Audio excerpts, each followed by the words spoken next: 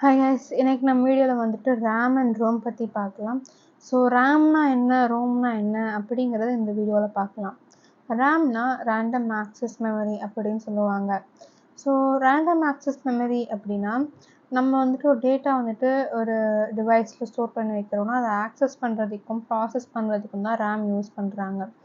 அதே மாதிரி இது வந்துட்டு ஒரு volatile டைப் ஆஃப் ஸ்டோரேஜ். இதில் ஸ்டோர் பண்ணி வைக்கிற எல்லாமே வந்துட்டு டெம்பரவரியாக தான் ஸ்டோர் ஆகும். அந்த டிவைஸை இப்போ வந்துட்டு ஸ்விட்ச் ஆஃப் பண்ணிட்டோம் இல்லை பவர் ஆஃப் பண்ணிட்டோம் அப்படின்னா ரேமில் ஸ்டோர் ஆகிருக்கிற எல்லா டேட்டாவுமே வந்துட்டு தானாகவே ஆட்டோமேட்டிக்காக டெலீட் ஆகிடும். இப்போது ரேமில் ஸ்டோர் பண்ணி வச்சுருக்க டேட்டா வந்துட்டு ஆட்டோமேட்டிக்காக இல்லை கிராஜுவலாக அது வந்து டிஸப்பியர் ஆகிடும். அதனால் அது ரிஃப்ரெஷ் பண்ணிக்கிட்டே இருக்கிற மாதிரி இருக்கும். ஸோ இதுதான் ரேம். ரேம்லேயே 2 டைப்ஸ் இருக்குது. ஒன்று வந்துட்டு டிராம், இன்னொன்று SRAM. டிராம்னா dynamic random access memory. நம்ம ஆல்ரெடி வீடியோஸில் பார்த்த மாதிரி இதுவும் ஒரு volatile மெமரி தான். ஆனால் வந்துட்டு இது வந்துட்டு ஃபாஸ்ட்டாக ஒன்றுத்தையும் வந்துட்டு ஆக்சஸ் பண்ணுறதுக்கு வந்துட்டு யூஸ் ஆகுது, ப்ராசஸ் பண்ணுறதுக்கும் யூஸ் ஆகுது. ஆனால் ஒரு டேட்டா வந்துட்டு ட்ரான்ஸ்ஃபர் பண்ணணும், ட்ராவல் பண்ணி இன்னொரு இடத்துக்கு வந்துட்டு அந்த டேட்டா வந்துட்டு சென்ட் பண்ணணும் அப்படின்னா டிராம் வந்துட்டு ரொம்ப அதிகமாக டைம் எடுக்குது. அதாச்சும் 100 நானோ செகண்ட்ஸ் எடுக்குது. ஒரு கம்ப்யூட்டரை பொறுத்த வரைக்கும் இல்லைன்னா ஒரு ஸ்மார்ட் ஃபோனை பொறுத்த வரைக்கும் இந்த லோடிங் டைம் வந்துட்டு ரொம்ப அதிகம். அதனால இதுக்கு பதிலாக எஸ்ராம் யூஸ் பண்ணுறாங்க. எஸ்ராம்னா ஸ்டாட்டிக் ரேண்டம் ஆக்சஸ் மெமரி. இது வந்துட்டு டிராமை விட ரொம்ப ஃபாஸ்ட்டான ஒரு ஸ்பீடில் வந்துட்டு எல்லா டேட்டாவையும் ட்ரான்ஸ்ஃபர் பண்ணுது. டிராமுக்கு வந்துட்டு யூஸ்வலாக வந்துட்டு ரிஃப்ரெஷ் பண்ணிக்கிட்டே இருக்கணும். ஒரு டேட்டா வந்துட்டு ஸ்டோர் ஆகிருக்கணும் அப்படின்னா அது அடிக்கடி ரிஃப்ரெஷ் பண்ணிக்கிட்டே இருந்தால் தான் ஸ்டோர்டாக இருக்கும். ஆனால் எஸ்ராமுக்கு வந்துட்டு ரிஃப்ரெஷிங்க்கான அவசியமே இல்லை. அதே மாதிரி ஃபாஸ்டஸ்ட் மெமரி வந்துட்டு டிராமை விட எஸ்ராம் தான் ஃபாஸ்டஸ்ட் மெமரின்னு சொல்லுவாங்க. எஸ்ராம் தான் மோர் எஃபிஷியன்ட் டிராமை விட. அது மட்டும் இல்லாமல் ரேமை வந்துட்டு memory bank of a computer அப்படின்னு சொல்லுவாங்க. நமக்கு டிராமில் தெரிஞ்ச மாதிரி டிராமில் ஒரு டிரான்சிஸ்டர் ஒரு கெப்பாசிட்டர் இருக்குது. அந்த கெப்பாசிட்டரில் தான் எல்லாமே ஸ்டோர் ஆகுது. அதாச்சும் ஒரு கெப்பாசிட்டரில் ஒரு பிட் ஆஃப் மெமரி தான் ஸ்டோர் ஆகுது. ஆனால் ஒரு எஸ்ராமில் 6 டிரான்சிஸ்டர்ஸ் இருக்குது. 6 டிரான்சிஸ்டர்ஸ் வந்துட்டு இருந்துச்சுன்னா more the transistor more the amount of data it can be stored. So transistor நிறைய இருக்க அதில் வந்துட்டு நம்ம ஸ்டோர் பண்ணி வைக்கிற டேட்டாவுமே அதிகமாக ஸ்டோர் பண்ணலாம்.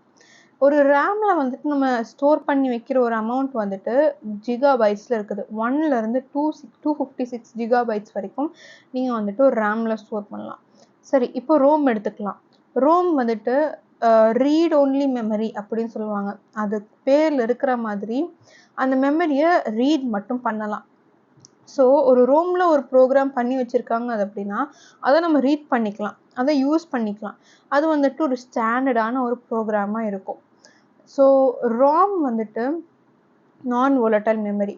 ராமில் நம்ம எது ஸ்டோர் பண்ணி வச்சாலும் அது பெர்மனண்ட்டாக ஸ்டோர் ஆகும். நம்ம வந்துட்டு ஃப்ளாஷ் மெமரி மாதிரி ராமும் ஒரு டைப் ஆஃப் மெமரி, நான் volatile மெமரி. அது மட்டும் இல்லாமல் இதில் பூட் ஸ்ட்ராப் அப்படிங்கிற ஒரு அப்ளிகேஷன் இருக்குது. நம்ம ஒரு கம்ப்யூட்டரை ஸ்டார்ட் பண்ணுறோம் அப்படின்னா அதுக்கு உடனேலாம் எந்த டிஸ்பிளே வந்துட்டு உடனேலாம் வந்துடாது. அதுக்கு ஒரு அமௌண்ட் ஆஃப் டைம் எடுத்து லோட் ஆகி அதுக்கப்புறமா தான் ஸ்டார்ட் ஆகுது. ஸோ இதுக்கு பேர் தான் பூட் ஸ்ட்ராப்னு சொல்லுவாங்க. அதுக்கு ஸ்டார்ட் பண்ணுறதுக்கு ஒரு செட் ஆஃப் இன்ஸ்ட்ரக்ஷன் இருக்குது. ஸோ அந்த இன்ஸ்ட்ரக்ஷனை தான் பூட் ஸ்ட்ராப்னு சொல்கிறாங்க. அது மட்டும் இல்லாமல் ராம் வந்துட்டு ரேமை விட ரொம்ப ஸ்லோவர், ஸ்பீடில் ரொம்ப ஸ்லோ. அது மட்டும் இல்லாமல் ரேமை விட ரொம்ப சீப்பரான ஒரு அமௌண்ட்டில் தான் வந்துட்டு ராம் கிடைக்குது. ராம் வந்துட்டு மொத்தத்தில் அதுலேயும் டைப்ஸ் நிறையா இருக்குது. ஒன்று வந்துட்டு பிராம், அதாச்சும் ப்ராம்னு சொல்லுவாங்க, ப்ராம்னு சொல்லுவாங்க. இன்னொன்று வந்துட்டு ப்ராம் அப்படின்னு சொல்லுவாங்க. ப்ராம் அப்படின்னா ப்ரோக்ராமபிள் ரீட் ஓன்லி மெமரி அப்படின்னு சொல்லுவாங்க. So programmable read only memory அப்படின்னா என்ன அப்படின்னு கேட்டால், ஒரு ப்ரோக்ராம் வந்துட்டு ப்ராமில் எழுதணும் அப்படின்னா அது நம்மளால் ஒன்ஸ் ரிட்டன் அதை நம்மளால் மாடிஃபை பண்ண முடியாது. எழுதின ப்ரோக்ராம் வச்சு தான் நம்ம வந்து ப்ராம் வந்துட்டு யூஸ் பண்ண முடியும். அந்த ராம் வந்துட்டு அப்படியே தான் இருக்கும். It could not be rewritten. அதுக்கு மேலே நம்மளால் ரீரைட் பண்ண முடியாது. இதுதான் ப்ராம், அதாச்சும் ப்ரோக்ராமபிள் ரீட் ஓன்லி மெமரி. இதுவே வந்துட்டு ப்ராம் எடுத்துக்கிட்டால் அது வந்துட்டு erasable programmable read only memory அப்படின்னு சொல்லுவாங்க. இதில் வந்துட்டு ஒரு சில அமௌண்ட் ஆஃப் டைம்ஸ் வந்துட்டு அதில் இருக்கிற ப்ரோக்ராமை வந்துட்டு நம்மளால் ரீரைட் பண்ண முடியும். ஆனால் ஒரு ப்ரோக்ராம் எழுதிட்டு அதை டெலீட் பண்ணணும் அப்படின்னா அதுக்கு யூவி ரேடியேஷன்ஸ் தேவைப்படுது. யூவி ரேடியேஷன்ஸை செலுத்தி தான் EEPROMல இருக்கிற ப்ரோக்ராம்ஸ் எல்லாமே நம்மளால் டெலீட் பண்ண முடியும். அதுக்கப்புறம் தான் அதில் எதுவாக இருந்தாலும் ரீரைட் பண்ணலாம். ஸோ EEPROMல வந்துட்டு அந்த ரைட்டிங் அண்ட் ரீரைட்டிங்க்கு ஒரு set of conditions and procedures இருக்குது. இதுவே நம்ம EEPROM எடுத்துக்கிட்டோம் அப்படின்னா electrical erasable programmable read only memory அப்படின்னு சொல்லுவாங்க. இதுக்கு கண்டிஷன்ஸ்லாம் தேவையில்லை. தௌசண்ட்ஸ் ஆஃப் டைம்ஸ்க்கு நம்மளால ரைட் அண்ட் ரீரைட் பண்ண முடியும். நம்ம வந்துட்டு டெலீட்டும் பண்ணலாம். ஸோ டெலீட் பண்ணுறதுக்கு வந்துட்டு டோட்டலாக அதை எடுத்துக்கிற டைம் 40 மில்லி செகண்ட்ஸ். 40 மில்லி செகண்ட்ஸில் அதில் இருக்கிற ப்ரோக்ராமை இரேஸ் பண்ணிட முடியும். ஆனால் அதில் ரீரைட் பண்ணுறதுக்கு இரேஸ் பண்ணுறதை விட அதிகமாக டைம் எடுக்கும். ஸோ இதுதான் வந்துட்டு EEPROM அப்படின்னு சொல்லுவாங்க. இப்போது ரேம் நமக்கு தெரிஞ்ச மாதிரி ஜிகாபைட்ஸில் இதோட கெப்பாசிட்டி இருக்குது.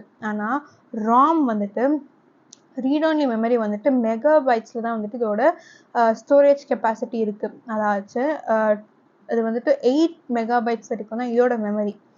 ஆனால் இதோட கம்பேரிட்டிவாக ரோம் வந்துட்டு கெப்பாசிட்டி ரொம்ப கம்மி. அதனால மோஸ்ட் எல்லாருமே ரேம் தான் யூஸ் பண்ணுறாங்க. ஸோ இதுதான் வந்துட்டு ரேம் அண்ட் ரோம் பற்றின ஒரு இன்ஃபர்மேஷன். பை. தேங்க்யூ.